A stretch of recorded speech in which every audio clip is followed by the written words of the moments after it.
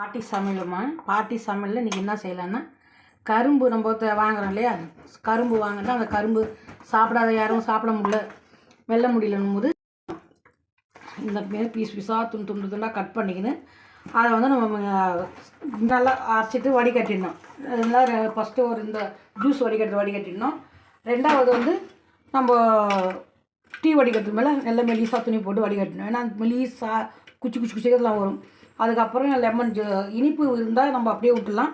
இனிப்பு பார்த்தோன்னா கொஞ்சம் சர்க்கரையோ நாட்டு சர்க்கரையோ ஏதோ போட்டு கொடுக்கலாம். இல்லாட்டி நம்ம அப்படியே நல்லா இனிப்பு உள்ள அதை அடித்த உடனே சில தண்ணி ஜூஸ் ஆக மாட்டேங்குது. ஏன்னா ஆகாது, ரொம்ப கரும்பு காஞ்சிருந்தால் ஆகாது. நல்லா தடி கரும்பு இருந்தால் நல்லா ஜூஸ் நல்லா வரும். அதில் ஒரு துண்டு இஞ்சி போட்டுக்கணும். ஒரு துண்டு இஞ்சி போட்டுட்டு அதுக்கப்புறம் அரைச்சிட்டு அதுக்கப்புறம் நம்ம என்ன வடிகட்டிட்டு லெமன் ஜூஸ் போட்டு லெமன் பூஞ்சி குடித்தோம்னா அது டேஸ்ட்டாக இருக்கும், நல்லாயிருக்கும், வேஸ்ட் ஆகாது. கரும்பு எவ்வளோ கரும்பு இருந்தாலும் வேஸ்ட் ஆகாது. அது எப்படி போடுறதுன்னு பார்க்கலாம். இதுக்கு இந்த இதில் வடிகட்டுறதோட இன்னும் நம்ம டீ வடிகட்டுறது வடிகட்டணுமா, இல்லாட்டி மெலிஸ் துணி வச்சு வடிகட்டு அந்த குச்சியாக இருக்கிறதெல்லாம் நின்றுடும்.